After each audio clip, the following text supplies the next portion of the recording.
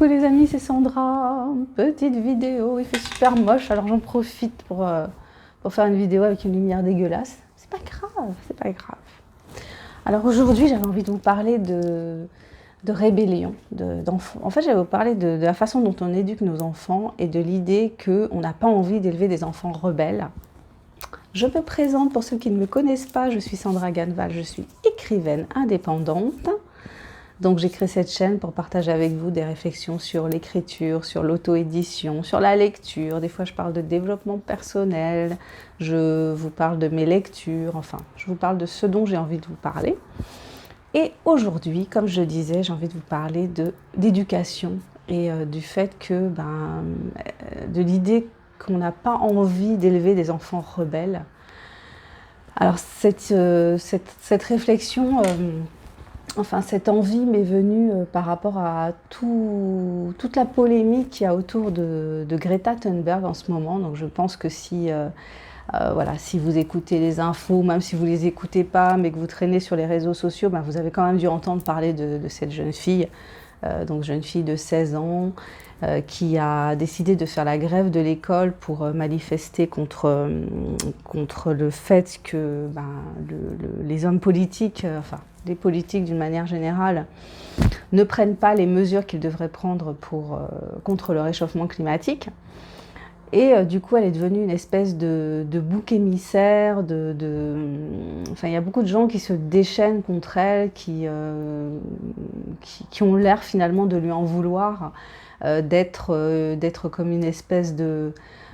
quelqu'un qui tire le signal d'alarme, mais qui justement est une alarmiste, qui en ferait trop, que finalement il n'y aurait pas besoin de crier au loup comme elle crie au loup. Donc c'est comme si on voulait nous dire que finalement, quelque part il est urgent d'attendre, qu'on n'a pas besoin de s'investir aujourd'hui pour la lutte contre le réchauffement climatique.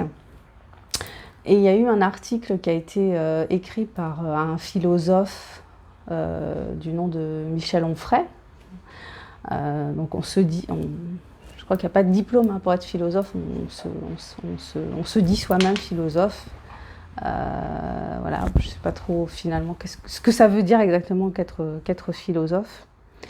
Bon, en tout cas, il a écrit une espèce de pamphlet anti-Greta Thunberg dans lequel il la qualifie de cyborg. Il dit que son visage est totalement inexpressif, qu'elle est manipulée par les adultes, elle est manipulée par un lobby qui sera un lobby vert en fait, ou des lobbies verts. Donc ça, j'ai pas trop compris parce que je me dis que s'il y avait des lobbies verts, je trouve qu'ils sont quand même assez inefficaces à l'heure actuelle. S'il y avait vraiment des lobbies verts et s'ils pouvaient faire quelque chose, ce serait bien qu'ils le fassent parce que je ne vois pas trop, j'ai un peu de mal à voir l'action des lobbies verts actuellement. Donc je trouve cette idée assez étrange en fait, de considérer que cette jeune fille serait manipulée par des lobbies écolos.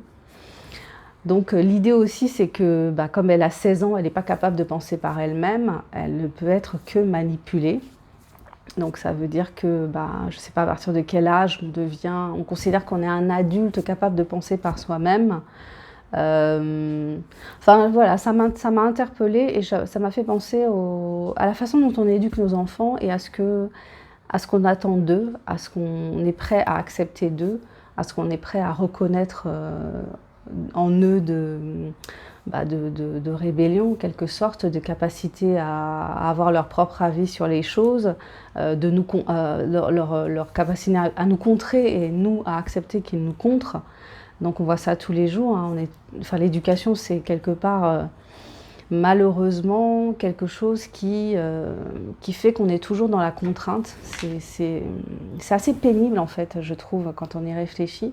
C'est-à-dire que éduquer, c'est quand même passer son temps à dire non en fait, à dire non ou alors à dire je veux que tu fasses telle chose ou je ne veux pas que tu fasses telle chose ou je ne veux pas te dire oui à ce que toi tu veux et il faut que tu fasses ce que moi je te demande ou ce que moi je veux. C'est un processus assez fatigant, assez épuisant psychologiquement. Je pense qu'on n'en parle pas beaucoup parce que on se dit On a l'impression que quand on est parent, une fois qu'on est parent, il faut assumer tout ce qui va derrière, tout ce qui fait qu'on est parent.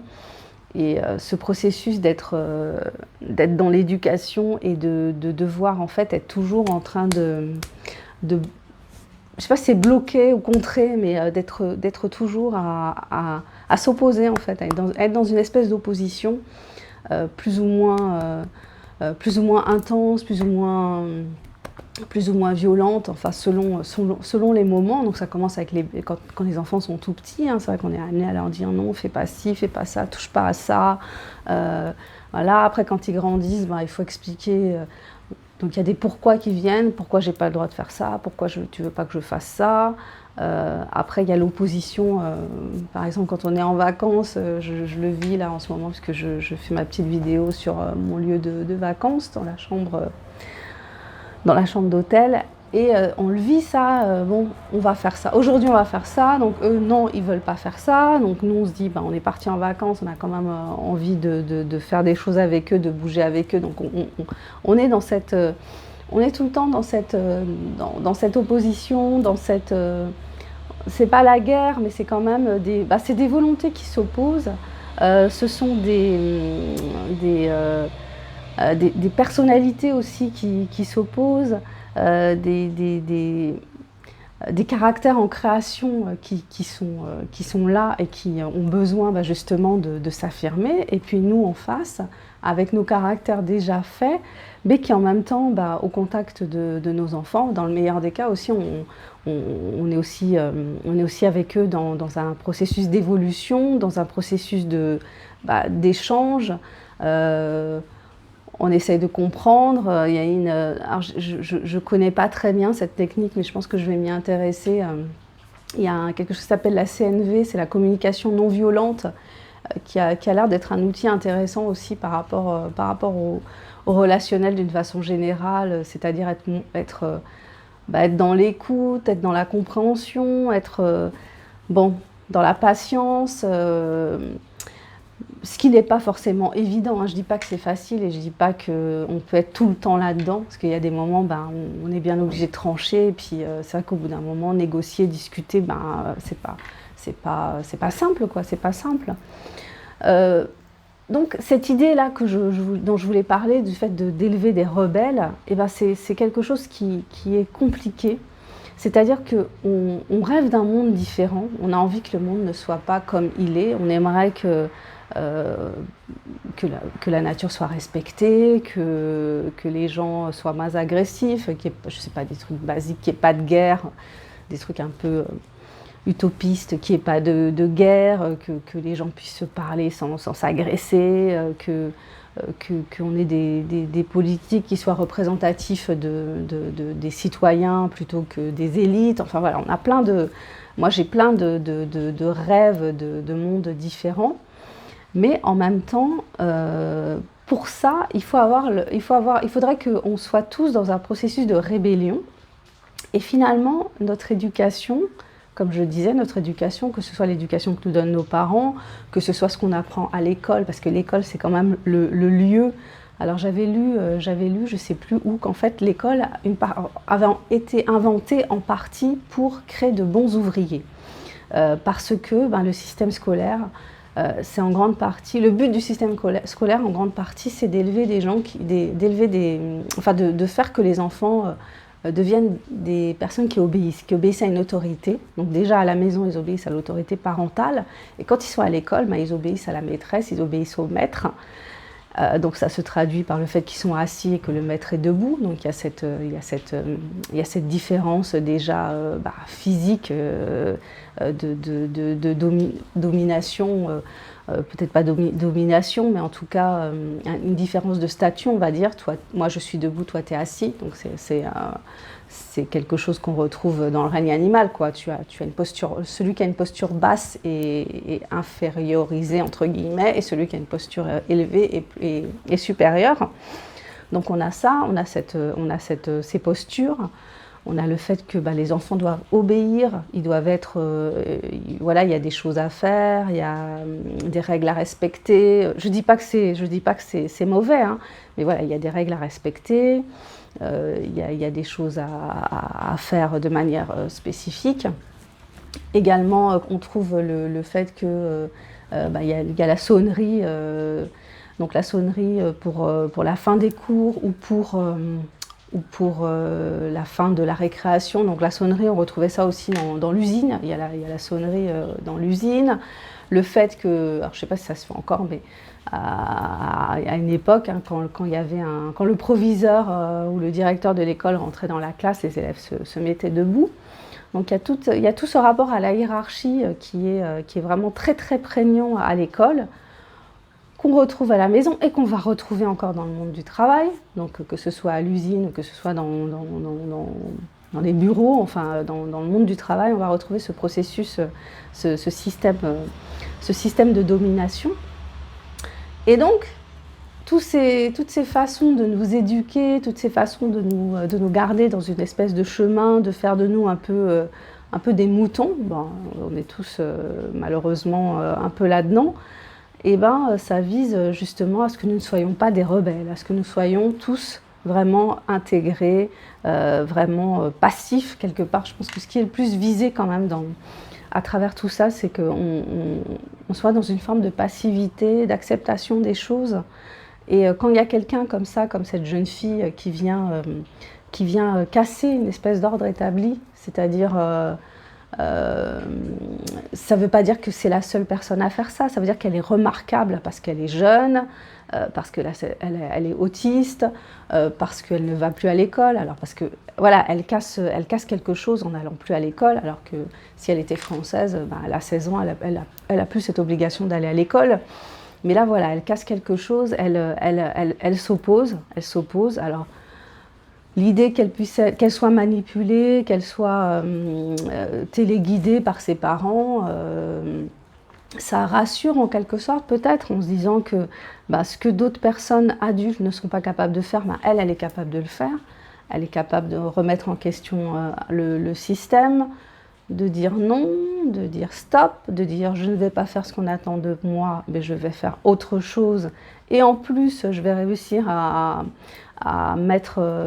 rassembler des gens dans mon idée, à faire ma propre tribu, une tribu qui grossit quand même de jour en jour, même si les médias sont dans cette optique de nous parler de l'aspect négatif des choses, parce que c'est ça qui fait vendre. Donc on ne va pas nous parler des millions de gens qui soutiennent Greta Thunberg, mais on va nous parler des personnes qui sont qui polémiquent autour de cette figure médiatique.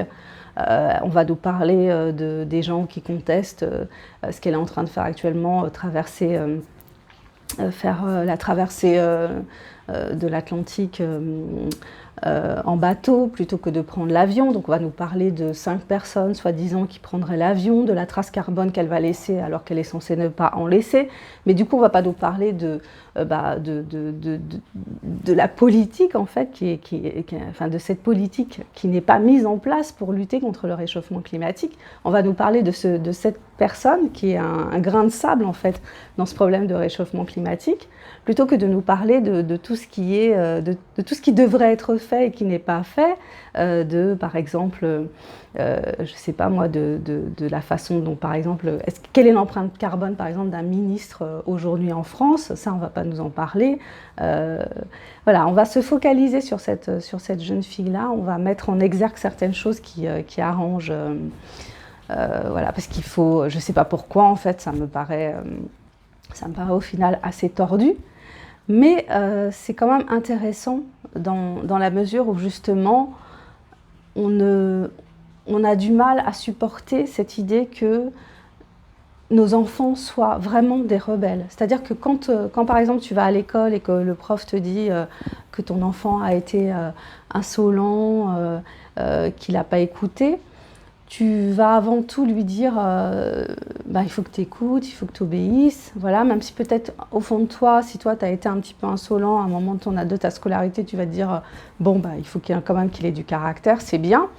Mais en même temps, tu attends de lui qu'il soit dans cette passivité, dans cette obéissance, qu'il soit adapté, qu'il ne fasse pas de vagues. Et c'est peut-être ce qui fait qu'on vit dans le monde dans lequel on vit aujourd'hui, c'est qu'on est habitué à être dans cette passivité, à ne pas faire de vagues, à avoir du mal à supporter que d'autres en fassent, à chercher plus l'aspect négatif de la façon dont les gens chercheraient à contrer l'ordre établi, plutôt que à voir tout ce que ça a tout ce que ça peut avoir justement de positif, de pouvoir se dire que si chacun avait cet esprit de rébellion de cette façon, comme là cette jeune fille, ça ferait effectivement bouger le monde, bouger les choses. Voilà, écoutez, c'était ça que je voulais partager avec vous, cette petite réflexion sur la rébellion, sur est-ce qu'on a envie d'élever nos enfants comme des rebelles? Qu'est-ce que ça implique par rapport à nous? Pourquoi ça nous fait peur en fait d'élever des rebelles? Le fait que nos gosses se retournent contre nous, nous fassent des reproches, nous disent si le monde est comme il est, c'est aussi parce que tu n'as pas fait ce qu'il fallait faire, toi et tous les adultes. Donc qu'est-ce que vous faites? Donc ils nous mettent en face de nos responsabilités. Donc je ne pense pas qu'ils soient au contraire qu'ils ne soient pas capables de penser par eux-mêmes. Au contraire, ils nous renvoient au visage une réalité qui est la nôtre, qui est la leur. Et qu'est-ce qu'on fait de ça? Qu'est-ce qu'on fait de ça en dehors de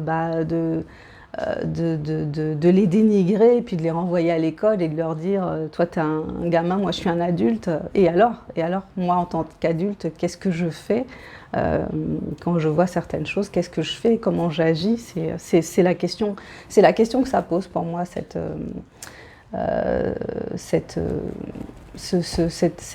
événement actuel, cette jeune fille là qui traverse l'Atlantique en bateau plutôt qu'en avion et qui quelque part cherche à donner l'exemple à des politiques, et certaines personnes ne supportent pas que l'exemple puisse venir de cette jeunesse là. Voilà, écoutez, c'était ça que je voulais partager avec vous aujourd'hui. Vous me direz ce que vous en avez pensé peut-être. Je vous souhaite une excellente journée ou soirée. Je vous dis à bientôt pour la prochaine vidéo. Si vous avez aimé cette petite réflexion, mettez-moi un petit pouce vers le haut. Si vous ne l'avez pas aimé, ce n'est pas grave, on ne se quitte pas fâché. Bye bye.